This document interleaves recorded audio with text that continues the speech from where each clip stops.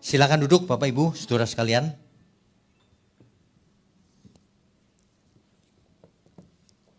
Di sesi yang pagi ini, kita sudah membahas tentang aplikasi 7 natur kebenaran pada gereja yang benar. Kita lanjutkan dengan sesi berikutnya, yaitu gereja dalam arti manusianya.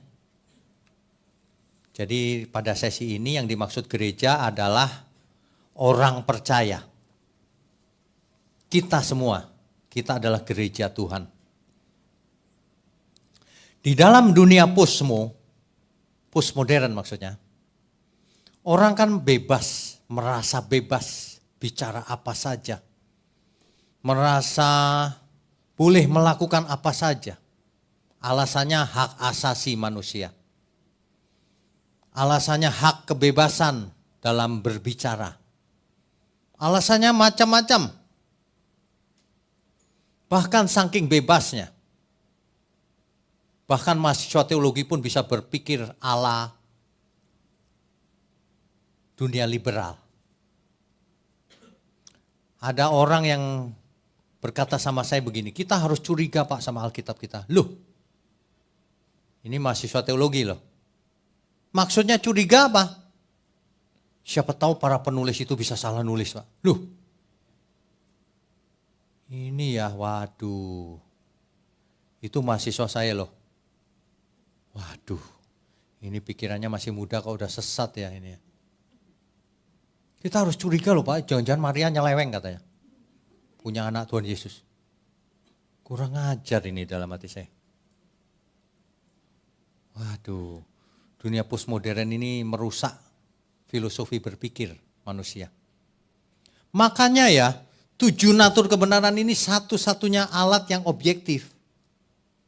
Kalau kita mengerti banget ini dipakai saja dalam setiap hari. Contoh kalau ada orang ngajak bergunjing gitu ya. Ditanya, ini bicaranya dia ini sesuai fakta enggak ya? Kamu tahu dari mana dia selingkuh? Kata orang, udah gak usah terusin.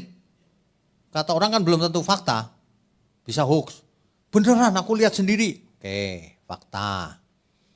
Yang kedua, bener gak begitu konsisten, nanti besok ceritanya lain lagi. Yang ketiga, pragmatis. Dampaknya apa kalau itu diceritain ke banyak orang? Ada untungnya, menyelamatkan jiwa. Kan gak justru ngerusak karakter kan, pembunuhan karakter itu. Gak usah diterusin, ngapain cerita begituan, gak ada gunanya. Itu mestinya aplikasi dalam seluruh hidup kita itu. Itu baru 3 natur yang pertama, apalagi yang berikutnya. Kamu kok gak punya kasih ya, nyeritain kejelekan orang ya. Kalau kamu mengasihi Tuhan Yesus, kamu melakukan seluruh perintah Tuhan, mengasihi musuh, mengampuni. Jangan jelek-jelekin. Gitu kan, harusnya kan gitu ya. Nah Bapak Ibu Saudara biasakan menggunakan 7 natur kebenaran untuk memfilter kejahatan. Bahkan 7 natur kebenaran ini bisa dipakai dalam pendidikan sekuler. Coba saja. Bisa, kebenaran itu berlaku di semua lini. Ya. Hari ini banyak orang merasa percaya Tuhan, merasa dekat Tuhan. Merasa Tuhan bicara padanya. Ya kalau cuma merasa ya seorang dukun juga merasa dekat Tuhan. Ya. Nah makanya 7 natur kebenaran ini cermin diri juga sih. Buat koreksi diri sendiri juga 7 natur kebenaran. Katakan sama diri sendiri, hei diriku, kamu banyak ngomong amin. Faktanya bagaimana? Benar amin gak? Kan gitu bisa kan? Kamu konsisten gak? Apa yang kau omongin tuh kau kerjakan gak? Koheren gak omonganmu itu dengan pikiran dan hati dan perbuatan? Nah gitu. Berdampak gak hidupmu untuk orang lain? Dampaknya apa? Dampaknya aku bikin kesel orang. Itu dampak negatif namanya. Dampak itu yang memberkati tentu saja. Ya kan begitu. Nah jadi kalau kita bicara aplikasi 7 natur kebenaran dalam diri orang percaya, itu bagaimana? Kita harus mengerti dulu yang dimaksud percaya itu apa. Ya, percaya itu percaya apa? Percaya mujizat. Apa itu yang dimaksud percaya Alkitab dengan iman? Atau percaya bahwa Tuhan itu Esa? Saudara tahu nggak setan itu percaya bahwa Tuhan itu Esa? Percaya. Bukan itu yang menyebabkan kebenaran. Percaya karunia-karunia roh. Percaya dengan mulut saja. Atau percayanya gini, aku setuju sih Yesus Tuhan dan Juru Selamat. Itu percaya. Cuma setuju tok di mulut. Setuju di pikiran. Atau percayanya gini, yang penting kalau aku sudah ngomong Yesus Tuhan, aku selamat. Apa itu percayanya? Kan tentu saja bukan itu semua. Ya, jadi sebelum kita ngomong itu harus tahu benar istilah-istilah yang kita pakai itu apa maksudnya. Jadi kalau yang dimaksud percaya, ya, kalau pakai 7 natur kebenaran, kita bicara soal fakta dulu deh. Ya, orang percaya itu bukan dalam hati saja, bukan dalam pikiran saja. Tentu saja percayanya itu harus ada faktanya. Faktanya apa orang percaya? Perbuatannya. Kan Tuhan Yesus berkata gini, bukan orang yang memanggil Tuhan, Tuhan yang masuk kerajaan surga. Bukan orang yang panggil Adonai, Adonai yang masuk kerajaan surga. Bukan. Tetapi yang melakukan kehendak Bapakku yang di surga. Yang melakukan. Ada faktanya. Bukan cuma dengan mulut saja. Gitu loh. Kalau contohnya gini deh. Dia itu sarjana loh. Sarjana komputer. Loh tapi kok gak bisa apa-apa ya? Komputer gak ngerti. Loh kan jadi pertanyaan. Kalau sarjana komputer yang mengerti komputer kan gitu. Ya. Ada faktanya. Dia pintar masak loh. Buktinya kalau masak enak banget. Wah, ada faktanya. Dia pintar masak loh. Masa sih? Percaya aja. Loh percaya aja buat apa kalau gak ada buktinya? Fakta itu penting. Orang itu jangan hanya percaya dengan mulut atau hati atau pikirannya saja. Tapi perubahan nyata dalam setiap perbuatannya. Kalau engkau percaya Tuhan Yesus, engkau pasti melakukan kehendak Dia. Engkau pasti melakukan seluruh perintahnya. Itu tandanya percaya. Jadi nggak bisa fakta dihilangkan tuh nggak bisa. Semua itu ada faktanya. Makanya kita bertanya sama diri sendiri, apakah aku percaya Tuhan selama ini? Tanya, dicek. Berubah nggak hidupmu? Oh nggak berubah itu nggak percaya. Ya. Iman itu harus ada faktanya, yaitu perbuatan. Iman tanpa fakta, iman tanpa perbuatan, itu bukan iman. Itu iman yang mati, kata kitab Yakobus. Itu orang yang halusinasi merasa percaya, tapi tidak ada perbuatannya. Makanya arti percaya di sini adalah menyerahkan diri untuk dipakai kepada yang dipercayainya. Kalau aku percaya Tuhan Yesus, ku serahkan seluruh hidupku, silakan dipakai Tuhan. Aku percaya. Itu bukan setuju, bukan percaya. Seperti gini, saudara percaya gak sama saya mau bawa saudara ke Bandung? Percaya Pak? Ya ikut. Bukan percaya, ikut yuk. Enggak Pak. Oh, bukan begitu. Di abad keberapa ya, saya lupa tuh. Berapa abad yang lalu. Ada seorang pemain sirkus akrobatik. Dia bisa berjalan di atas tali. Waduh, hebat ya. Hebat banget. Udah keliling dunia juga. Akhirnya hari itu dia mau nyebrang di Niagara Fall. Tahu Niagara enggak?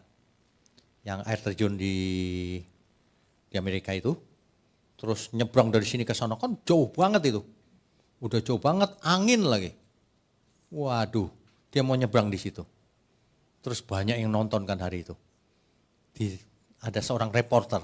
Reporternya tanya, saudara percaya dia bisa nyebrang? Percaya. Lu kok percaya? Saya sering lihat dia. Wah, nyebrang tali. Udah biasa dia. Oh gitu ya. Kali ini beda saudara. Saudara percaya nggak dia bisa gendong orang nyebrang? Oh percaya, dia pernah juga kok lakukan. Bahkan kadang-kadang mundur dia jalannya. Hebat banget ya. Percaya ya, baiklah. Kalau gitu saudara digendong sekarang, nyebrang. Jangan saya lah, jangan ya. Itu aja tuh temanku tuh. Itu temanku tuh. Loh saudara percaya nggak? Percaya. Ayo digendong, kan pasti selamat. Enggak lah, jangan saya. Ngerti nggak saudara maksudnya? Digendong kan ngeri. Dia nggak percaya itu. Kalau dia percaya gendong ya gendong aja kan. Semua orang nggak ada yang ditanya percaya semua. Suruh ikut, siapa yang mau ikut? Gak ada satupun. Takut jatuh. Itu gak percaya itu. Tiba-tiba ada seorang anak kecil maju. Orang-orang kaget kan? Kecil-kecil berani dia. Percaya banget dia ya. Wah langsung dia naik ke punggungnya digendong. Nyebrang bulak balik. Bahkan matanya ditutup. Yang nyebrang itu matanya ditutup. Si anak kecil ini tenang aja. Gitu. Orang bingung loh. Ditanya akhirnya si bocah kecil nih. Kamu kenapa sih happy banget gak takut sama sekali gitu? Iya, dia kan bapakku, aku sering digendongnya. Itulah percaya. Dia tahu banget, merasakan banget. Itu percaya. Kita percaya Tuhan Yesus gak? Cuma di mulut. Itu bukan percaya namanya. Kalau percaya serahkan dirimu. Ikut dalam pertandingan yang diwajibkan. Ikut menderita. Banyak orang gak mau begitu kata menderita. Itu aja Pak, yang itu aja. Itu. Kalau orang seminari itu suka bercandanya gini. Inilah aku Tuhan, utuslah dia. Bagian ngutus saja dia. Tapi bagian nyodorkan diri, ini aku Tuhan, utuslah dia katanya. Paling pinter nunjuk orang lain. Aduh ya. Jadi percaya itu menyerahkan diri untuk dipakai Tuhan. Saudara percaya serahkan dirimu untuk dipakai Tuhan. Apa yang kau bisa lakukan? Nah itu dipakai Tuhan. Itu. Jangan cuma di pikiran toh. Banyak orang itu ngajarinya cuma begitu. Udah bicara, Yesus Tuhan. Udah, ya udah sudah selamat. Apa ini? Kebenaran jadi enteng. Gak ngerti 7 natur kebenaran itu. Kebenaran gak ada faktanya. Cuma filosofi. Waduh, ya. Jadi, kalau kita percaya, itu artinya ada tanggung jawab sebagai orang percaya. Ada kewajiban, ada hak, ada kewajiban, ada reward, ada punishment, ada mahkotanya, ada hukumannya. Itu loh. Jadi percaya, orang percaya bagaimana yang benar, kan gitu. Ya sesuai fakta, serahkan dirimu untuk Tuhan, dipakai Tuhan. Ikut digendong, nyebrang jurang itu. Itu, dengan segala risikonya. Maunya enak hidup, ikut Tuhan mau enak malahan semua orang. Ikut Tuhan harus menderita, menanggung beban. Ini saudara, sharing sedikit ya. Saudara pikir kalau malam hari ada renungan malam 5 menit itu emang gampang buatnya. Setiap malam, udah ribuan sampai hari ini. Setiap malam, iya kan? Gak bisa pakai pikiran doang, gak bisa. Begitu duduk langsung merenung. Kan gitu, langsung rekam. Orang ada, siapa ya dulu nanya saya, nanti kalau bahannya habis gimana Pak? Bahan habis? Kebenaran gak bisa habis, saya kasih tahu. Sama dengan saudara ke gereja. Suatu hari aku lulus nih, gak datang lagi ke gereja. Mana ada begitu? Ke gereja seumur hidup sampai menutup mata. Ya. Jadi itu yang pertama. Orang percaya yang benar, sesuai fakta. Artinya imannya ada faktanya, ada perbuatannya, nyata perbuatannya, perubahan karakternya nyata. Dulu ngomong sembarangan, sekarang enggak. Ngomongnya dipikir, kalau ini memberkati, ku bicarakan. Kalau enggak ya enggak usah lah. Kalau orangnya yang nyerang, enggak apa-apalah penderitaannya ku telan aja. Supaya efeknya enggak membesar. Itu efeknya dahsyat itu. Kalau orang mengerti firman ini, hidupnya diubah, kata firman. Ada yang 100 kali, ada yang 60 kali, ada yang 30 kali. Hebat banget, perubahannya itu nyata. Bukan duitnya yang digandakan. Ya. Nah, itu orang percaya yang sesuai fakta itu. Yang kedua, orang percaya itu koheren loh. Saudara mengerti nggak maksudnya? Koheren bagaimana? Di gereja amin. Di luar gereja tetap amin. Koheren. Di rumah tetap amin. Di bisnis, di kantor amin tetap. Koheren di mana-mana. Jangan kalau di gereja amin, di luar gereja aman tadi ya. Itu enggak koheren tuh namanya, kontradiksi. Di gereja, wah suci bener dia. Di luar gereja lupa dia, jadi preman dia. Enggak koheren itu. Orang percaya yang benar itu koheren dalam seluruh hidupnya. Baik aku makan, minum, atau melakukan sesuatu yang lain, lakukanlah semuanya itu untuk kemuliaan Tuhan. Koheren. Yang namanya ibadah itu tidak hanya di gereja. Setiap hari, setiap saat, apa yang kita lakukan itu ibadah kita sama Tuhan. Amin ya. Itu koheren. Baru ngeh ya, iya juga ya.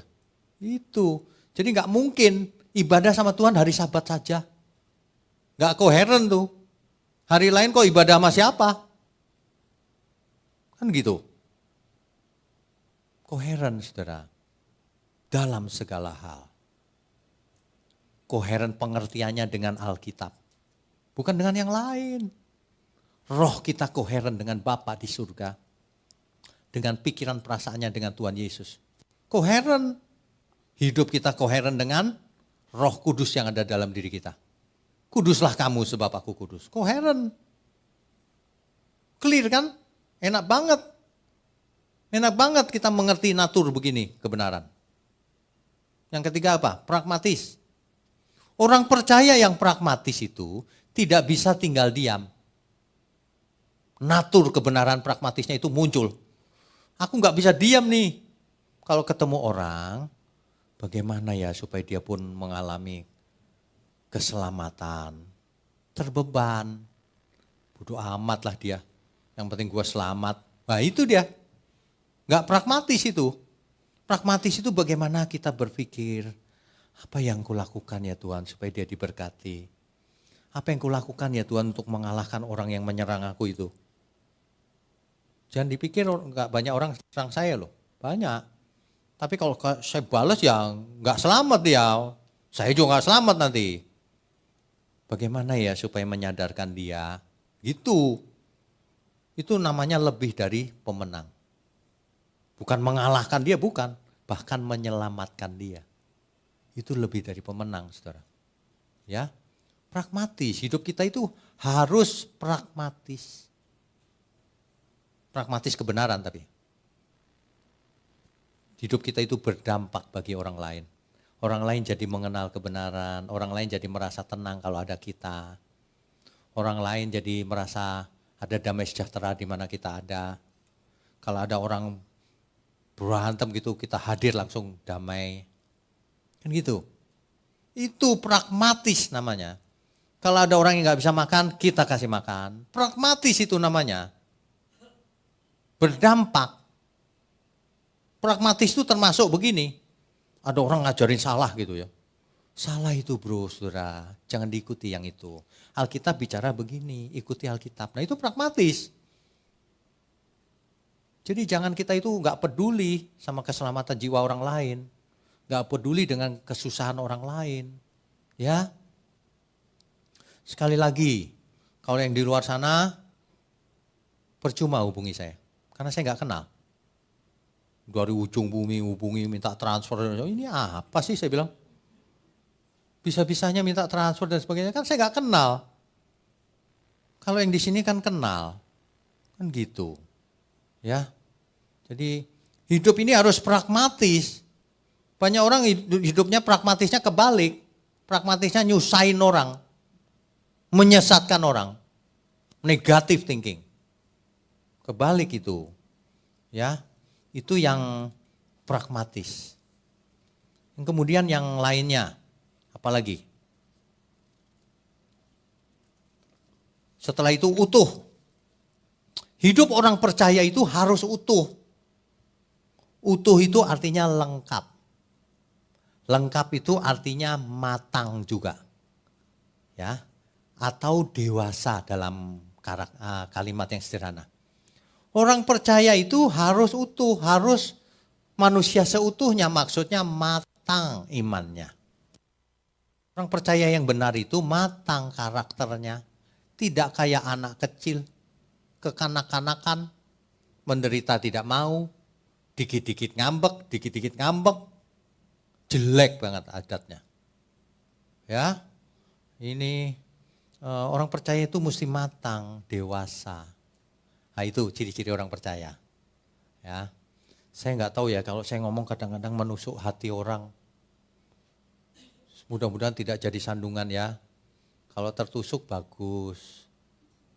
Tapi jangan terus marah-marah. Kalau tertusuk iya juga ya aku mau bertobat gitu loh maksudnya.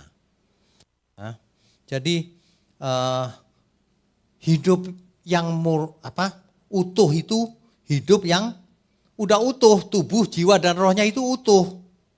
Jangan tubuhnya doang yang sehat, jiwanya miring. Mesti utuh orang percaya itu. Makanya persembahan yang benar itu utuh. Seluruh tubuh, jiwa, dan roh kita sebagai persembahan bagi Tuhan.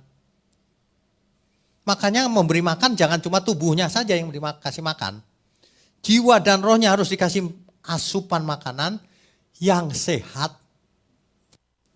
Supaya kesehatan kita utuh, tidak separuh-separuh. Tubuhnya sehat, jiwanya sehat, rohnya sehat. Kalau tubuh nggak sehat masih nggak apa-apa, tapi jiwa dan roh tidak boleh tidak sehat. Ya, jiwa dan roh yang sehat itu jiwa dan roh yang dipersembahkan untuk Tuhan. Artinya orang itu sudah mengerti bagaimana harus hidup. Dipersembahkan bagi Tuhan, jangan berpikir itu gereja. Bukan, setiap saat kita lakukan dimanapun kita ada Tuhan berkenan. Itu persembahan bagi Tuhan. Sebab kalau pikirannya cuma gereja terus jadi agamawi. Tiap hari ke gereja, istri nggak diurusin, anak nggak diurusin, nggak dididik. Buat apa? Memang Tuhan maunya begitu. Ya harus utuh. Jangan sucinya cuma di gereja. Sucinya juga di mana-mana. Dah, kan begitu. Itu orang percaya yang benar itu begitu. Orang percaya yang benar akan belajar seluruh Alkitab utuh.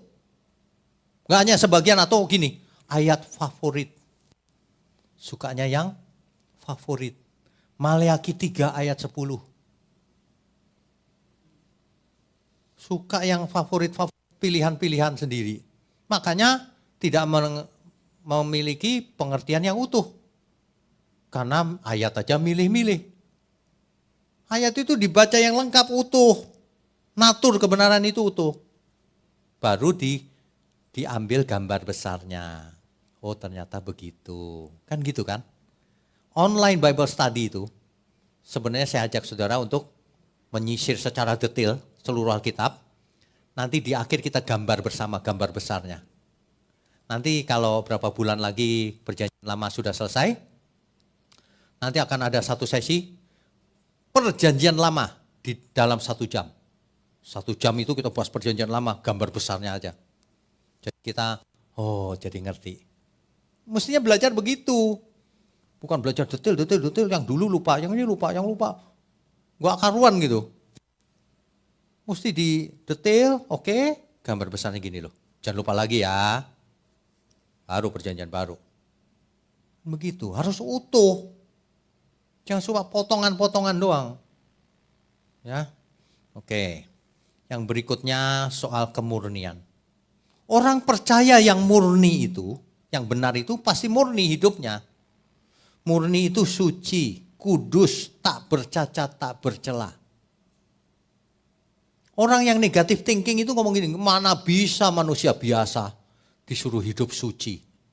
Nah, suci menurutmu seperti apa? Pasti salah jawabannya. Suci itu apapun yang kita lakukan Tuhan berkenan.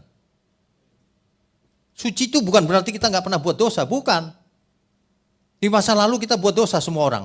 Udah gak bisa jadi orang suci, bukan. Ke depan, jangan buat dosa lagi.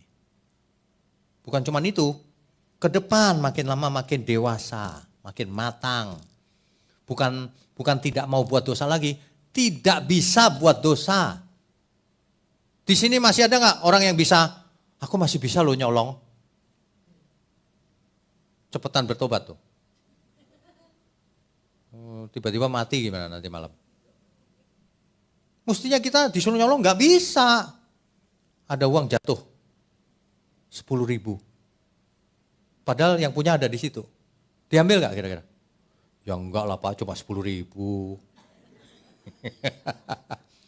10.000 dolar. 150 juta itu. Gimana? Ayo. Kalau orang belum bertobat ya gitu, mumpung ada. Kan gitu, itu kan omong kosong imannya itu. Iya, itu omong kosong iman itu. Itu bukan orang percaya yang benar, gak murni imannya. Tidak kudus hidupnya. Bercacat celah itu.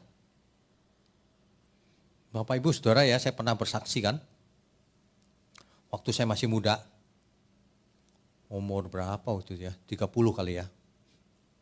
Baru lulus S2. Saya kalau mau ya, tinggal tanda tangan. Satu rumah mewah, tinggal gini doang. Hari itu, saya nggak mau cerita detailnya. Pokoknya saya disodorin itu, tinggal tanda tangan. Kalau saya mau set gitu, satu rumah mewah. Saya bilang, wah sorry ya. Padahal saya masih muda loh. Masih muda dan saya nggak kaya juga. Masih muda kekurangan kan saya. Wah sorry ya yang ini nggak berani saya. Bahkan saya khotbahin itu orang itu. Kamu apa agamanya? Kristen sih Pak. Kristen kok begini? Saya bilang. Padahal belum jadi pendeta. Kristen kok begini? Maaf Pak, maaf. Tapi nggak apa-apa lah Pak. Nggak. Oh nggak apa-apa. Nggak mau saya. Udah. Jadi orang harus ambil risiko. Jangan kalau 10.000 enggak. 10.000 dolar ntar dulu ya. Loh kok ntar dulu?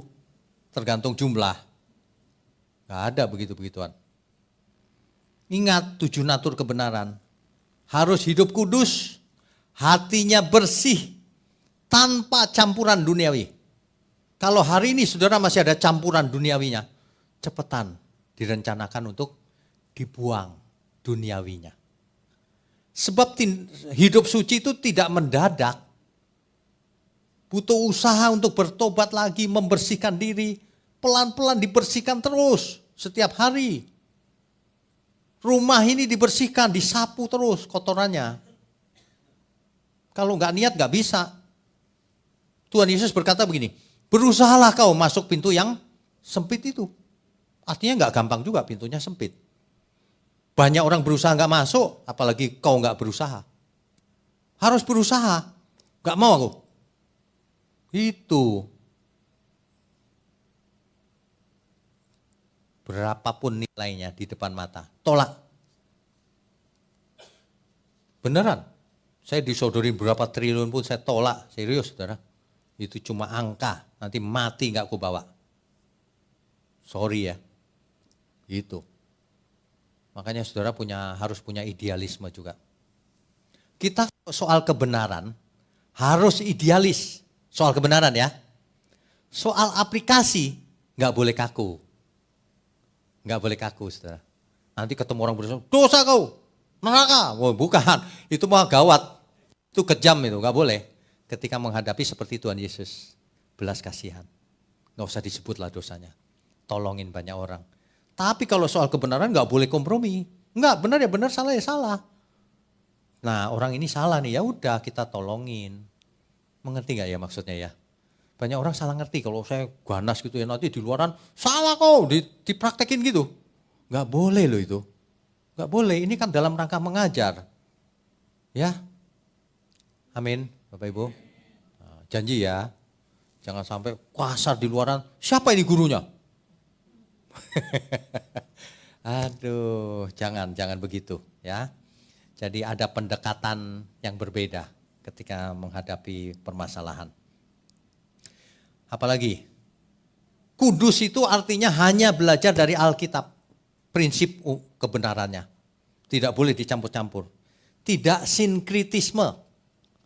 Bapak Ibu saudara ngerti gak ya sinkritisme ya? Sinkritisme itu mencampur adukan. Jadi kalau orang yang lagi sakit, Kristen gitu ya, ke dokter gak sembuh, doa juga belum sembuh, ke dukun aja deh. Itu sinkritisme. Orang percaya yang benar, mau sembuh mau gak sembuh, tetap Tuhan, Adonai Elohim. Gak ada yang lain. Ada amin semua? Iyalah, kalau enggak ngapain seminar-seminar begini. Ya, oke. Jadi kalau orang percaya yang benar, kita ini, harusnya pikiran kita itu fokusnya bukan di bumi. Fokusnya di surga. Tapi sementara kita hidup masih di bumi. Artinya apa? Apapun yang kita lakukan di bumi ini dalam rangka mempersiapkan ke surga. Bukan gini pikiranku ke surga terus nggak membumi. Salah. Sementara kita hidup fokusnya untuk surga. Tapi kita lakukan di bumi sejak sekarang. Jangan buat dosa lagi, kerja yang keras. Cari duit yang banyak, persembahkan untuk menyenangkan Tuhan, menolong banyak orang. Itu maksudnya. Gitu loh. Orientasinya kekekalan. Alkitab berkata apa? Pikirkan perkara yang di atas, bukan yang di bumi. Itu bukan begini artinya. Di bumi ya, nanti saudara kalau bisnis, bukan ini aku gak mau mikir bisnis nih. Aku mikir surga aja. Bukan itu maksudnya. Ya, aku kerja pun dalam rangka nanti. Aku mau menyukakan hati Tuhan. Mamon itu banyak gunanya loh saudara. Tapi sekaligus sangat berbahaya. Alangkah sulitnya orang kaya masuk kerajaan surga. Kenapa? Karena biasanya hatinya ada di hartanya. Tapi kalau kaya hatinya nggak di hartanya ya nggak masalah. Sebaliknya orang miskin gampang masuk surga. Tidak, siapa bilang. Orang miskin juga banyak yang jahat. Intinya kaya atau miskin itu gak penting. Yang penting kita mau hidup benar di hadapan Tuhan, hidup kudus. Itu yang paling penting, saudara.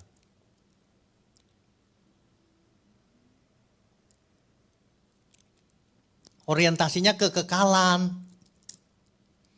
Jangan orientasinya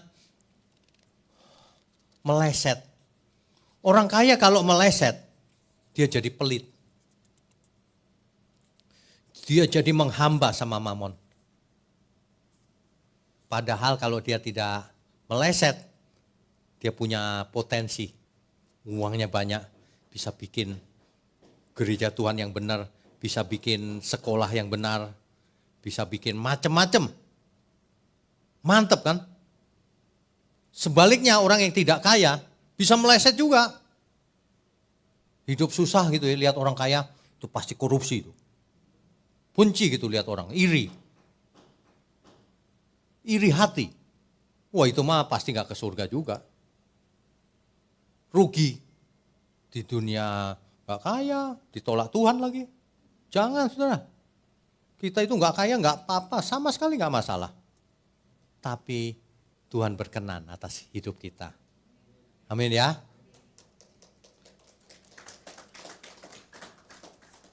Kita itu berharga di mata Tuhan bukan karena kita kaya, pintar atau apa, bukan. Kita berharga di mata Tuhan kalau kita jadi anak Bapa di surga. Yang terakhir, orang percaya yang benar dari hatinya penuh kasih.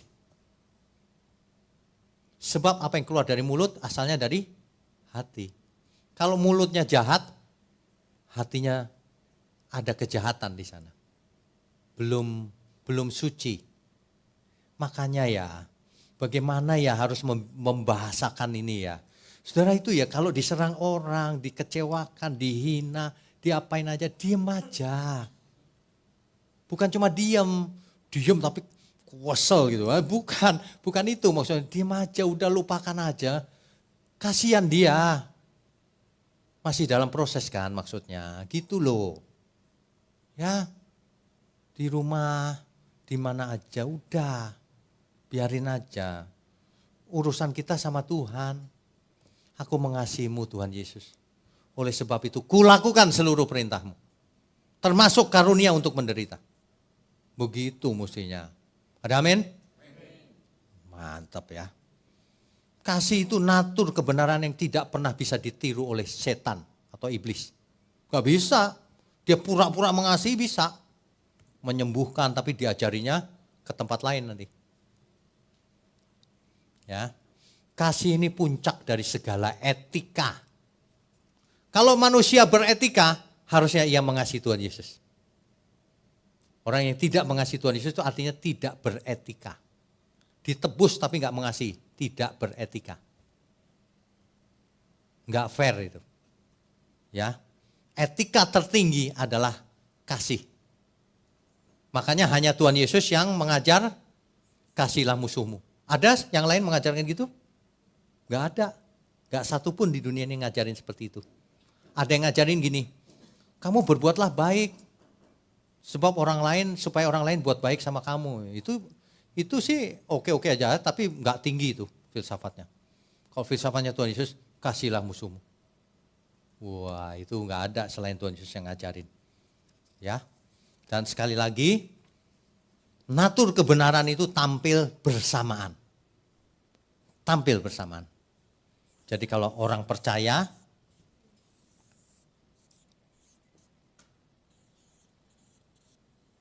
dari saat sekarang sampai mati, bagaimana ia hidup? Nah, sebenarnya ketika kita hidup, kita menampilkan natur-natur yang kita punya. Misalnya, pelit banget gitu. Itu kelihatan tuh, naturnya belum benar. Sebenarnya apa yang kita bicarakan, yang kita kerjakan setiap hari, itu memancarkan natur itu. Natur apa? Katanya orang percaya. Kelihatan gak faktanya? Ya kan? Katanya orang percaya. Koheren dengan siapa? Koheren dengan apa? Katanya keluarga Allah. Kok koherennya dengan dunia? Kalau keluarga Allah, koherennya dengan Allah. Dengan Tuhan Yesus, dengan Roh Kudus. Kan begitu. Katanya orang percaya. Kalau orang percaya pasti pragmatis. Menjadi garam dan terang dunia. Menggarami dunia, menerangi dunia yang gelap. Membawa orang keluar dari kegelapan menuju terangnya yang ajaib. Kan begitu. Ya, katanya orang percaya. Hidupnya harus utuh. Penyembahan kita sama Tuhan harus utuh, bukan sebagian. Seluruh hidup kita, kapanpun, dimanapun, dalam segala perkara. Ya, kalau kita orang percaya, kita pasti hidup kudus, murni. Hanya kepadanya kita menyembah dan mempersembahkan diri, gak ada yang lain. Kan begitu. Kalau orang percaya pasti orientasinya kekekalan. Hidup di balik kubur, bukan hari ini fokusnya, bukan. Kalau orang percaya pasti hukum yang terutama ini pasti dilakukan. Itulah natur kebenaran di orang percaya. Makanya Alkitab berkata, oleh karena itu tanggalkan beban dan dosa, supaya kita bisa lari ke sana memancarkan 7 natur kebenaran ini. Amin. Amin. Beri kemuliaan untuk Tuhan. Baik Oh. Bapak Ibu, sekarang kita masuk dalam sesi tanya jawab. Kalau ada pertanyaan dari Bapak Ibu, silakan boleh angkat tangan. Ada, Satu. itu silakan. Ya, kepada Ibu dipersilahkan. Ibu berdiri, perkenalkan diri. Selamat siang Pak Winyo. Ya, siang. Saya Uli. Saya mau tanya Pak, saya punya teman sama-sama gitu ya. Itu saya rasa dia udah mengerti semua tentang 7 natur kebenaran. Cuman kesininya kayak filsafat dunia, terus kebenaran-kebenaran di dalam gereja yang tidak membangun, itu membuat bias kebenaran yang sudah ada terbentuk. Nah sekarang kan saya sudah tahu nih 7 natur kebenaran. Dan saya juga, Tuhan pernah bilang begini, kalau kamu tahu, kamu tidak memberitahukan kepada orang itu, dosanya kamu yang akan terima. Nah yang harus saya katakan kepada beliau, ke teman-teman saya ini loh 7 natur ini loh. Bagaimana caranya Pak mengatakannya? Karena dia baik. sama-sama, kita sama-sama dulu pelayanan, sama-sama mengerti semua tentang hal itu. Tapi sekarang balik gitu ya Pak. Ya, gitu, mengerti. Pak. Makasih Pak. Ini PR kita semua sih sebenarnya pertanyaan ini. Bagaimana mengkomunikasikan kebenaran kepada orang yang satu, belum mengerti sama sekali. Kedua, mungkin mengerti secara teori. Yang ketiga, setelah itu malah dia meleset, menyimpang lagi. Gimana cara mengkomunikasikannya? Yang pertama, melalui pendengaran. Ibu bagikan seminar ini didengar lagi. Sebab manusia harus ada masukan supaya dia berubah. Kalau dia nggak dengar kebenaran, dia nggak berubah pasti. Suruh dengar lagi, aku sudah ngerti, dengerin lagi. Yang kedua, kita harus jadi teladan. Artinya kita menjadi penolong baginya. Ya kita baik-baikin aja, nggak usah disalah-salahin. Ini loh yang benar, ya. Caranya yang halus, pelan-pelan. Nanti lama-lama ya kita harapkan sadar lagi. Sebab kalau orang mendengar paparan ini, saya yakin gak ada yang bisa menyalahkan. Salahnya di mana? Gak ada pasti. Karena saya bicara Alkitabiah. Dan ada faktanya semua. Mestinya orang terima Bu. Makanya disampaikan dengan cerdas tapi tulus. Nah itu dia, itu yang penting. Ya tapi jangan kita nyala-nyalain. Kalau kita nyala-nyalain biasanya gak efektif. Malah lu sok-sokan lu gitu, jangan. Mungkin begini kali ya. Coba deh dengerin dulu, coba dulu gitu.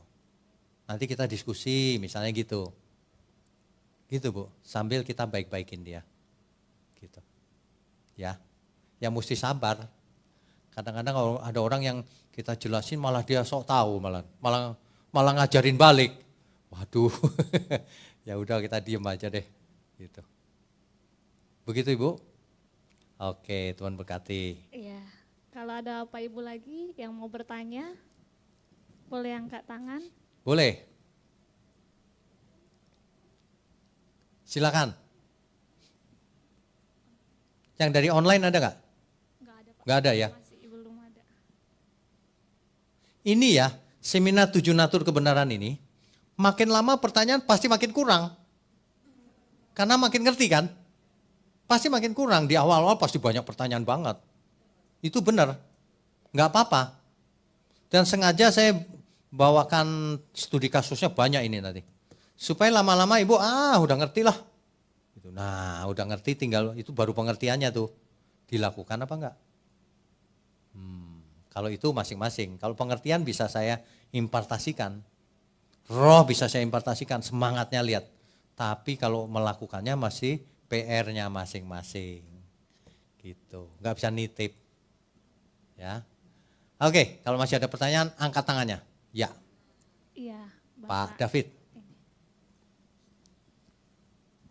Shalom Pak. Shalom.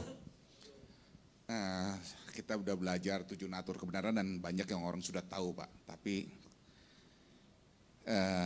implementasikannya ke dalam pekerjaan kita banyak kendala kesulitan Pak. Oke. Di satu sisi kalau kita sebagai marketing kita bekerja, ada proyek-proyek, ada tender-tender Ya. yang di dalamnya itu tidak bersih Pak. Ya. Di satu sisi saya harus memegang beban target yang harus saya capai. Ya kan? Jadi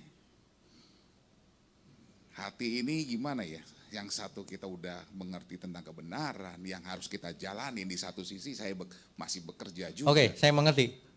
Saya mengerti. Nggak perlu sampai detail, saya tahu. Silakan. Oke, saya jawab ya. Ini sebenarnya persoalan etika. Etika orang benar, etika orang percaya. Bagaimana ya Pak? Kalau disuruh pilih hitam atau putih, pasti aku pilih putih. Iya dong. Kalau disuruh tidak berdosa apa berdosa, saya pilih tidak berdosa lah pasti. Itu soal untuk anak TK Pak. Kalau udah mulai dewasa, pilihannya nggak gitu. Pilih A, B, C. Semuanya nggak ada yang putih. Hitam, pekat, setengah hitam. Agak abu-abu dikit gitu. Seandainya kita harus pilih, cuma 3 pilihannya. Nggak boleh nggak pilih. Pilih yang mana? Yang paling tidak hitam kan? Bener nggak? Seandainya bisa nggak milih, kita nggak mau milih lah, maunya yang putih. Tapi dunia ini kadang-kadang nggak begitu. Pilihannya itu, kalau gitu aku harus milih. Seandainya Tuhan kita tanya, pilih yang mana Tuhan? Karena harus milih. Pikir aja sendiri, gampang jawabannya. Masa Tuhan bilang gak milih? Enggak, ini harus milih. Gitu loh. Nah, tapi saya mau jelaskan sekali lagi gini, saya kasih ilustrasi ya. Misalnya kita lagi jalan di pinggir jalan, tiba-tiba ditodong. Nyawa atau uang? Pilih mana? Betul. Atau gitu. Ditusuk beneran sama dia.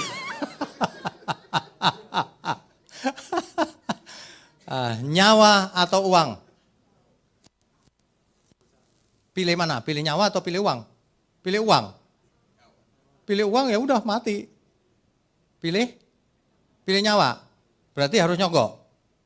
Jangan dibunuh ya, gua sogok nih, gitu. Ya. Berarti nyogok dong. Itu bukan nyogok Pak. Itu ditodong. Beda itu. Beda dengan orang yang gak ada apa-apa nih. Aku mau nyogok dia supaya dia meloloskan ini nih tenderku yang gak bener ini nilainya. Tapi aku mau supaya lolos, aku sogok dia. Nah itu tadi yang saya mau dapat rumah tadi Pak. Itu karena produknya gak bener. Saya suruh tanda tangan. Proyek berapa M gitu. Saya dibagi sekian persen beli rumah. Wah enggak, sorry. Kalau itu jelas etika pilihannya. Hitam putih yang itu. Nah bagaimana dengan yang tadi itu, yang sulit tadi itu. Yang penting jangan dari hati kita. Yang inisiatif melakukan kejahatan. Atau inisiatif akal-akalan. Jangan dari hati kita. Kalau dalam kondisi yang kita tidak punya pilihan, kita pilih yang terbaik. Sekarang begini. Boleh nggak membunuh? Nggak boleh. Kalau lagi perang, Bapak jadi tentara, suruh maju ke depan tuh nggak boleh membunuh. Silakan ditembak. Nggak apa-apa. Yang penting aku nggak salah. Silakan ditembak, gitu nggak? Nggak kan? Nah, makanya ya, kalau anak TK soalnya hitam atau putih. Kalau orang sudah mulai dewasa, agak sulit soalnya. Kita harus mengerti kebenaran, terus diasah ini, nanti lama-lama kita tahu. Misalnya, kita kerja di tempat yang gak benar. Kan ada pilihan kerja tempat lain, tapi sulit Pak, bla bla bla. Ada orang yang gini, produknya sesuatu yang tidak sehat, misalnya ya. Udah, terus gimana dong Pak saya? Yang punya loh ini yang ngomong sama saya. Ini kalau saya bubarin, orang-orang gak makan semua ini. Bubar kan? Loh ya jangan, orang-orang gak makan saya bilang. Gak boleh itu. Tapi ini juga gak benar. Iya. Tapi mematikan semua orang lebih banyak, jangan. Bukan berarti ini boleh, bukan. Tapi pilihan sementara itu, pilihan sementara. Nah, maunya ada pilihan lain. Misalnya bisnisnya mulai dipindahkan. Itu pun belum tentu bisa kan, tapi ini kan teorinya begitu. Makanya jangka panjang aku mau ganti produknya misalnya. Kalau kita owner. Nah seringkali kita bukan owner, seringkali kita sangat terbatas juga. Ya udah bukan salah kita. Kita dituntut sesuai dengan apa yang bisa kita lakukan loh. Yang nggak bisa kita lakukan kita nggak dituntut. Perhatikan itu baik-baik. Ya. Ditodong tadi. Nyawa, kasih duit. Itu nyogok? Bukan, itu ditodong. Berharga nyawa dong, ngapain uang disayang-sayang? Nah, kira-kira gitu. Jadi, saya nggak bisa ngomong vulgar sih. Nanti kita bisa ngomong sendiri aja. Ya, intinya jangan sampai itu asalnya dari kita. Jangan kita punya dosa di dalam sini. Kalau kita ditodong gitu ya, ambil deh duit situ. Bukan nyogok itu, bukan. Terpaksa itu. Gitu. Tapi jangan pernah karena terpaksa malah mencelakai orang. Itu salah juga, nggak boleh. Kalau cuma soal duit kasih, nggak masalah. Gitu. Tapi bukan berarti boleh nyogok loh ya, bukan loh ya. Jangan salah mengerti loh. Ya, kalau orang yang pikirannya terlalu simpel gini, pokoknya nggak boleh Pak. Kalau perlu bubar semuanya, ya gampang aja. Kalau TK ya silahkan begitu. Bukan berarti dosa ditolerir ya, bukan. Kita harus berpikir dengan pikiran Tuhan. Tuhan Yesus itu ada yang tertangkap basah berbuat zina aja nggak dirajam loh. Karena hari itu hukum rajam itu legal. Hukum Taurat memang harus dirajam. Tuhan enggak. Kenapa? Karena prioritasnya keselamatan jiwa. Manusia harus dikasih kesempatan untuk bertobat. Itu enggak nyampe itu orang-orang yang beragama itu pikirannya. Orang Farisial itu orang enggak ngerti itu. Gitu loh. Pikiran kita harus sampai ke sana. Makanya belajar seperti ini penting. Diasah terus, lama-lama makin peka. Kayak gini loh pertanyaan, cerai boleh enggak Pak? Kalau anak TK bilang enggak boleh. Asal gitu, ayatnya ada kan? Loh, ya memang enggak boleh. Kan Tuhan membenci perceraian. Tapi kan ada kasus tertentu kalau enggak diceraikan dibunuh ini istri ini. Emangnya boleh dibunuh? Emang istri milik suaminya untuk dibunuh? Istri milik Tuhan. Suami enggak bisa jadi suami, kembalikan ke Tuhan aja. Istri bukan milikmu, enggak pantas kau jadi suami. Begitu, pikiran terlalu cetek. Enggak boleh, biar dibunuh kasih aja. Kan enggak boleh cerai. Cetek bener itu pikiran itu. Segala sesuatu itu milik Tuhan, bukan milik manusia. Ya, amin ya. Saya itu kalau ngomong gini takut. Di luaran dipotong itu terus disesat-sesatin gitu loh. Saya bukan takut disesatin, bukan. Pekerjaan Tuhan jadi terganggu, orang banyak tersandung kan, sayang kan, jangan. Saya nggak pikirkan diri saya, terserah lah. Tapi jangan orang tersandung, kasihan. Belum dengar udah tersandung, dengar dulu, kalau sudah dengar nggak mau ya terserah situ. Tapi dengar dulu, gitu loh maksud saya. Ya, tapi ya saya bersyukur gini, setiap seminar itu wajah-wajahnya tidak asing. Saya hafal lama-lama. Iya benar, hafal banget saya. Saya bersyukur meskipun nggak banyak ya, mungkin banyak yang online kali. Ada orang-orang yang memang haus dan lapar akan kebenaran. Kalau hari gini kan enakan ke mall sebenarnya. Ya kan? Ya, satu lagi. Pak mau tanya, kan itu ada 7 natur kebenaran. Ya. Dalam pengaplikasiannya pada di hidup kita sehari-hari, itu kan ada fakta, mungkin dia 100%. Koheren berapa persen, pragmatis berapa persen. Apakah itu enggak semuanya 100% atau punya tuntutannya, kan paling susah itu kasih ya. Saya tahu paling susah kasih. Walaupun kita udah dimarah-marahin orang, bagaimana rasa kasihnya kita sama orang itu kan gitu kan. Mungkin jadi mungkin 10% atau berapa persen. Begitukah Pak pengertiannya? Oke, begini.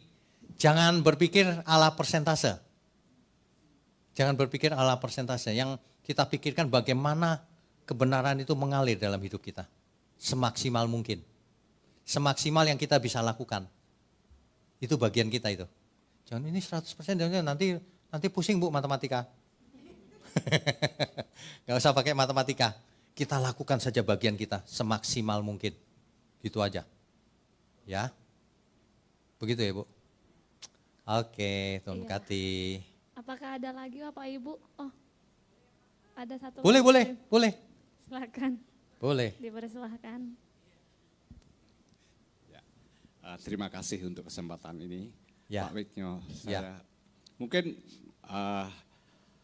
semua dikenal, mungkin saya yang baru aja hadir di sini, saya sudah mendengar banyak tentang kebenaran. Saya ini sebenarnya bukan mau tanya, tapi curhat saja. Oh curhat. Ya. Ya Begini, silakan Pak. Ceritanya, saya sejak masih muda, sejak kecil. Saya sekarang muda apa tua ya? Sedang. Sudah tua. Nah, waktu muda itu suka ikut ini latihan kuntao itu ya. Ya, Nah, kungfu. Kungfu ya. Lalu ikut berlatih menjadi pemain barongsai segala Ya, gitu. ya. Nah, itu kan sejak tahun 65 itu sudah nggak boleh. Lalu sekarang sudah boleh lagi. Nah, ketika sudah boleh lagi, saya tinggal di daerah saya itu di Gombong itu, saya memulai lagi hal itu. Ya. Saya punya barongsainya satu pasang. Lalu saya mencoba mengajar bermain barongsai di sebuah sekolah SD Kristen itu. Nah, di situ sekolah itu memang ada pelajaran bahasa Mandarin. Nah, lalu kayaknya lengkap kalau ada barongsainya. Dan memang itu lalu beken gitu loh di Ya. sekolah itu tuh, karena ini satu yang istimewa gitu. Ya.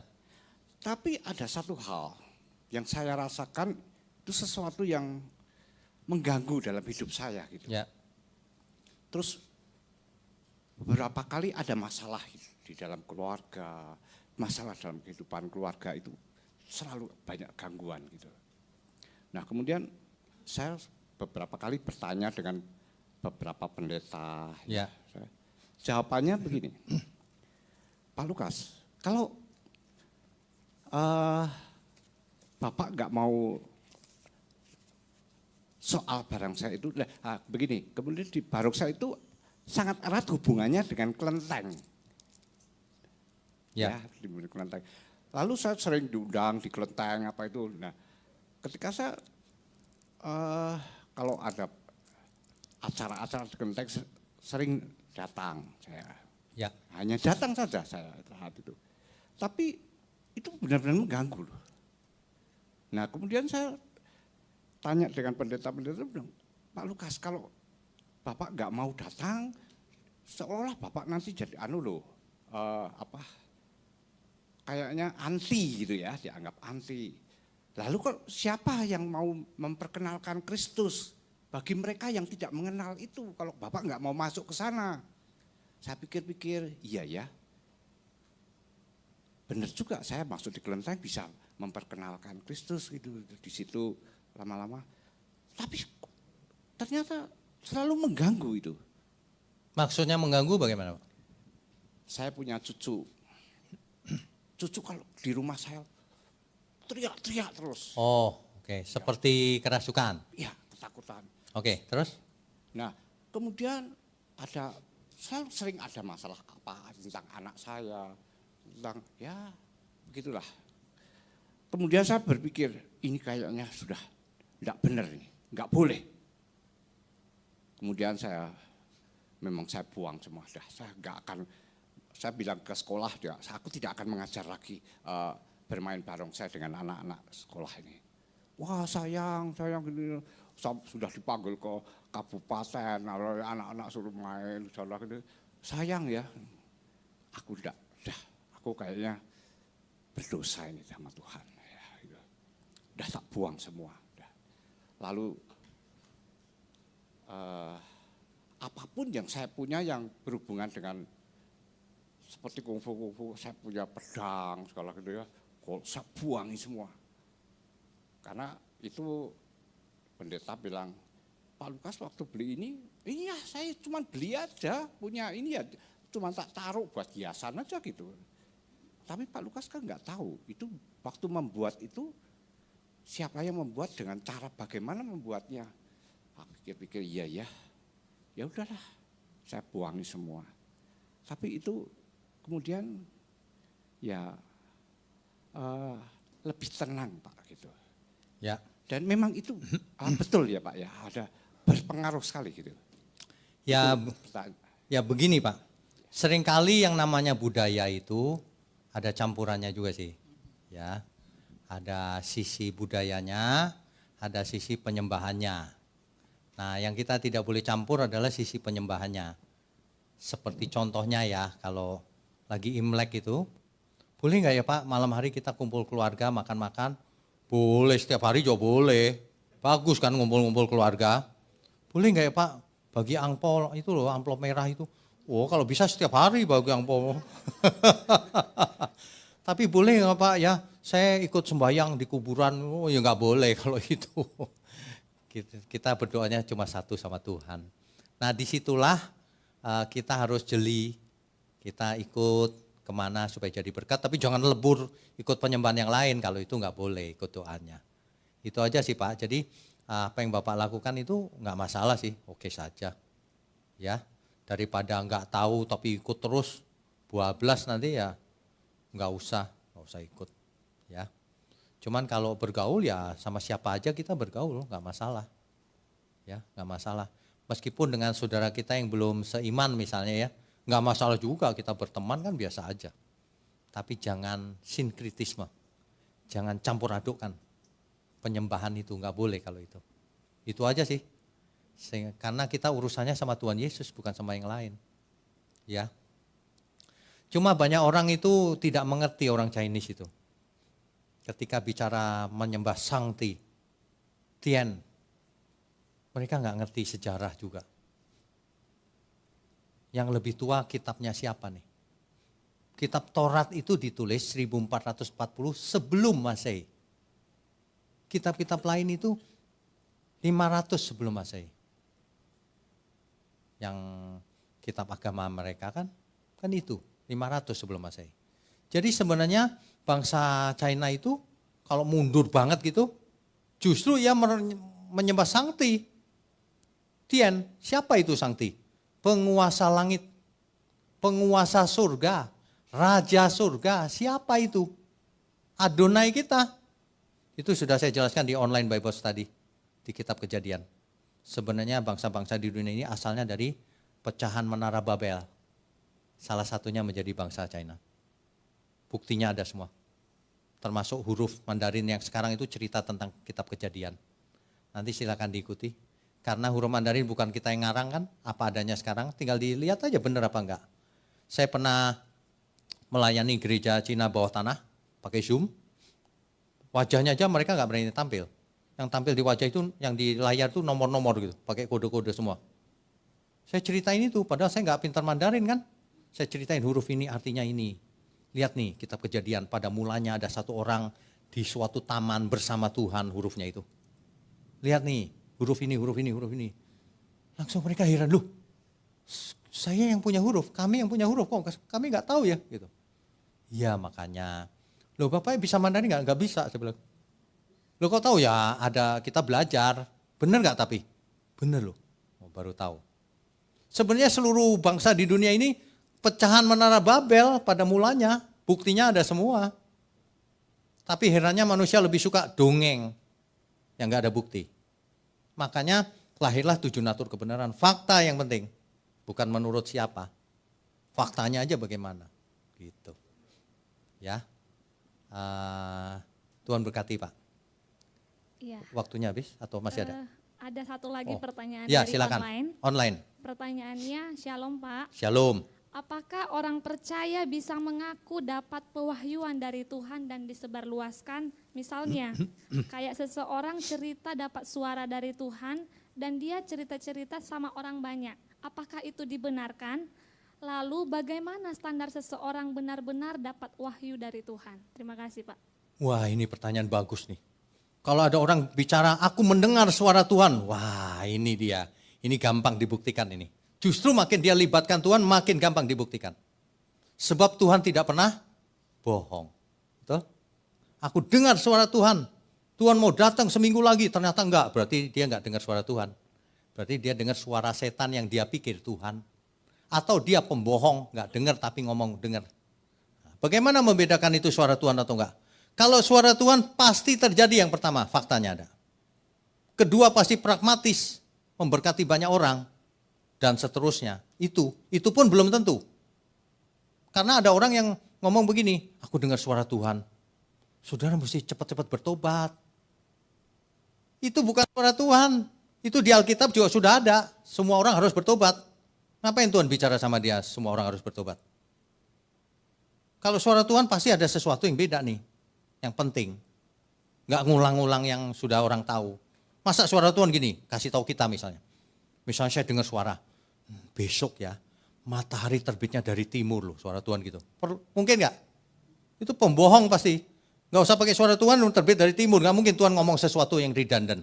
Redundant mengerti nggak ya? Yang nggak perlu diomongin orang juga sudah tahu. Bertobatlah saudara kata Tuhan. Nah, itu dari dulu juga begitu. Saya dengar suara Tuhan, saudara. Spesifik.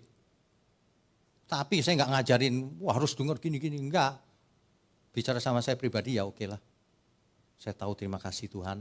Artinya Tuhan berpihak padaku. Artinya itu. Bicara Tuhan. Kan gitu.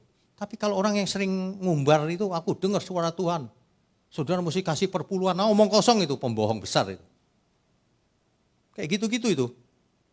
Orang itu ya, bohong pakai nama Tuhan, dosanya double. Double dosanya.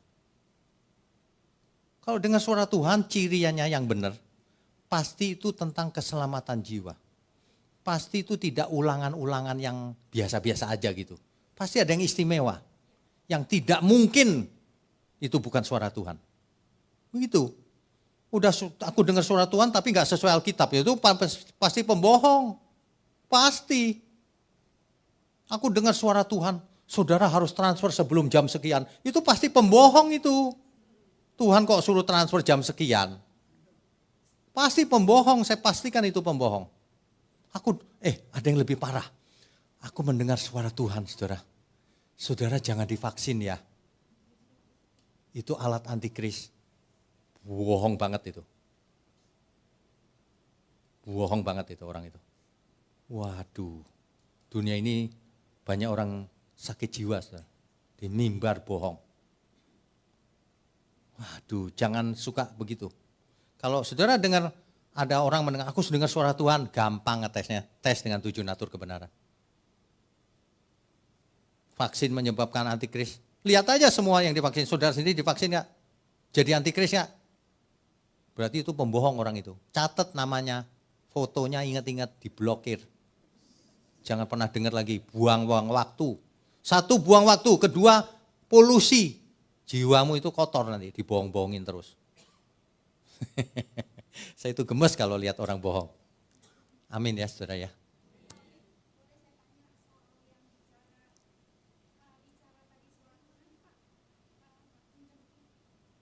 Ya, yang Bapak bilang mendengar suara Tuhan itu dampaknya ada buat kekekalan, buat keselamatan.